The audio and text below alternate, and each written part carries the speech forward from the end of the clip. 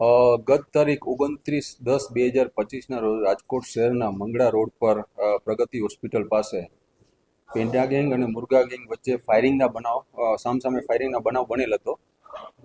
આ બાબતે પોલીસ ફરિયાદી બની અને આ લગત ગુનો એ ડિવિઝન પોલીસ સ્ટેશનમાં નોંધવામાં આવેલ હતો.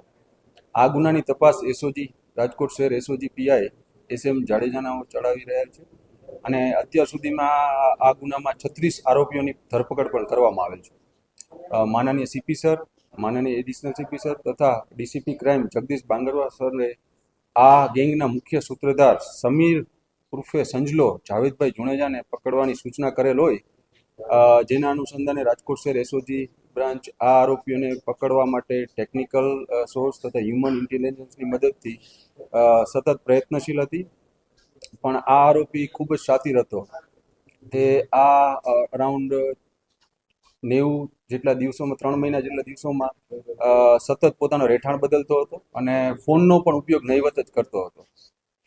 પરંતુ એક રાજકોટ શહેર એસઓજી બ્રાન્ચ પીઆઈ SM જાડેજાઓને એક ચોક્કસ અને ગુપ્ત બાતમીના આધારે આ આરોપી સમીર ઉર્ફે સંજલો જાવેદભાઈ જુણેજાને અને તેના એક સાગરીત દિલાવર મોહમ્મદભાઈ ખલીફાને પકડવામાં આવે છે અને તેમને પકડીને કાયદેસરની કાર્યવાહી કરવામાં આવે છે. આ આરોપીઓ વિરુદ્ધ રાજકોટના અલગ અલગ પોસ્ટેમાં મારામારી, rioting, attempt two murder, arms act તથા ગુજસીટોક જેવા કુલ 9 ગુના નોંધાયેલ છે. મેં અગાઉ કીધું એમ અને આરોપીએ પોતે પ્રાથમિક પૂછપરછમાં પણ કીધેલ છે કે પોતે આ 3 મહિનામાં લગભગ 23 જેટલા રહેઠાણો બદલાય છે.